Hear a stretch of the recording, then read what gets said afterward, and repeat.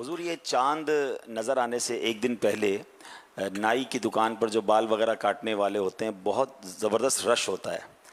तो मेरा भी जाना हुआ, तो मैं समझा कि माशाल्लाह मुस्तहब पर अमल करने के लिए लोग इतना पहले कर रहे हैं, मगर इस मुस्तहब पर अमल करने के लिए अक्सरियत तो दाढ़ी कटवा रही थी। तो अब ये भी इरशाद फरमाए कि बाल कटवाना है तो क्या ये दाढ़ी को तराशना है, दाढ़ी छोटी करवानी है कि 10 दिन नहीं कर सकेंगे, जल्दी जल्दी करवा लो। तो ये इतने मुबारक रातों और इन मुबारक दिनों में क्या करना चाहिए? अल्लाह अकबर। चांद आने से पहले और फौरन तौबा कर लेनी चाहिए कि अब तो बस दाढ़ी कभी न काटनी है, न कटानी है, न घटानी है। एक मुट्ठी से न शेव बनाना है, न एक मुट्ठी से घटाना है, क्योंकि दाढ़ी मुंडाना और एक मुट्ठी से काट कर छोटी करना, ये दोनों हराम और जहन्नम में ले जाने वाले काम है। इनसे तो हर वक्त बचना है। तो ये बकरी तो वाकई करते हैं, थोड़ा शेव बढ़ा देते हैं इन दिनों। नहीं, अब कर अब तो शेव कम हो गया। पहले शेव लोग बनाते थे ज्यादातर, अब तो इक्का दुक्का ही कोई शेव वाला नजर आता है, बाकी सब छोटी दाढ़ी वाले। अब और तरह तरह की वो डिजाइनिंग करते हैं इसमें, जो तराश खराश। तो ये बस पता नहीं किसी फिल्म एक्टर ने किया होगा ऐसा, ये डिजाइनिंग। लगता है ऐसा कि फिल्म एक्टरों के पीछे या खिलाड़ियों के पीछे प्लेयर्स जो होते हैं ना, इससे मशहूर तरह के लोग, कि इनके मलबूसात, इनके लिबास या इनकी जो दाढ़ी के अंदाज, इनके बालों के अंदाज लोग अपना रहे होते हैं। अच्छा, फिर सबको नहीं पता होता कि ये किसकी, ये एक दूसरे को देख कर भी करवा रहे होते हैं। अरे वाकई, जैसे कि आप तो दुनिया के बाहर निकले तो आपको पता चले, नहीं ऐसे कार्टून दिखेंगे आपको। अब और क्या बोलूँ यार, इधर घोंसला बना हुआ सर पे बालों का, आधा गंजा हुआ पड़ा है, वो पता नहीं क्या क्या स्टाइल होते हैं। इनके कपड़े भी ऐसे होते हैं कि बंदा सोच में पड़ जाएगा, यार ये कौन से मतलब जू से भाग कर आ गया है या एयरपोर्ट पे पहुंच गया है। अब दुनिया में निकले तो ये मैं निगाहों की हिफाजत कर रहा हूँ, औरतें भी इसी तरह होती है। तो अस्तगफिरुल्लाह, इतनी बेहयाई बेपर्दगी दुनिया के एयरपोर्टों पर, हमारे एयरपोर्ट पर भी इस तरह के आ जाते हैं। मतलब तो यूं है, मतलब अजीब और गरीब अंदाज। ये सब मुसलमान ही नहीं होते, समझे। एयरपोर्ट पे पता ही नहीं चलता कि कौन किस मजहब का है। रंग रंग के, नस्ल नस्ल के लोग, अलग अलग स्टाइल से, इनके अपने अपने मुल्कों के मतलब डिजाइनिंग होती है इनके जिस्मों पर, बदन पर। इतनी मतलब क्या क्या बोलते हैं, टेटूस। और तरह तरह के टेटू बनाते होते हैं, कोई शेर, कोई कोबरा, कोई कुछ उन्हें मतलब, या ये सब पागल है या हम पागल है, ये क्या नहीं। जो मुसलमान है और इस्लाम के मुताबिक अमल करता है वो कभी पागल नहीं हो सकता।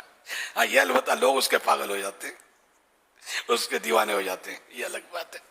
तो अल्हम्दुलिल्लाह हमारे हाथ में इस्लाम का दामन है। तो हम वो लिबास, वो चेहरा, वो सर के बाल अपने अपनाए कि जो जिनका कलमा पड़ा है उनको पसंद आए। बाकी अब दुनिया तो यार तो बात हुआ, लेकिन ऐसों को पकड़ के झंझोड़ना नहीं है, बुरा भला बोलना नहीं है।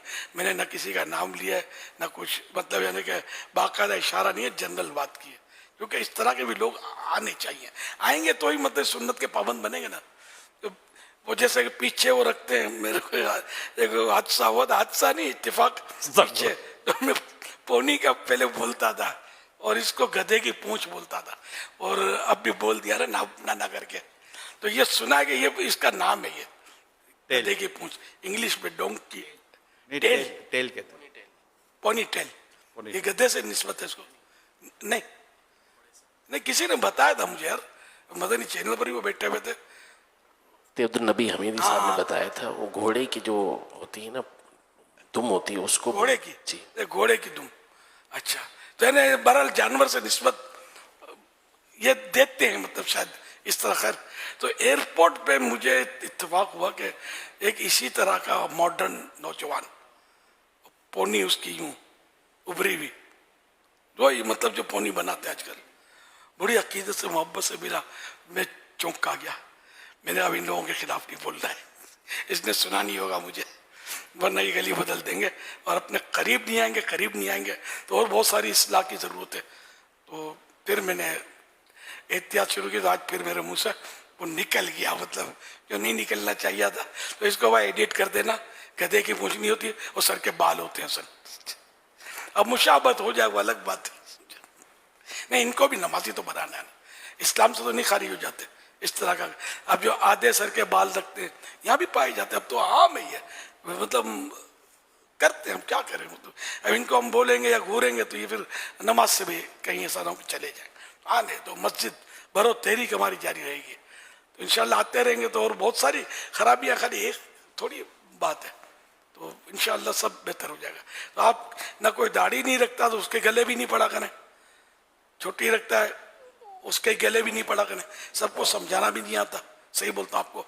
आप नमाज की बात करें तो नमाज के लिए आएंगे तो नमाज इंशाल्लाह बहुत कुछ बेड़ा पार कर देगी, ठीक है ना।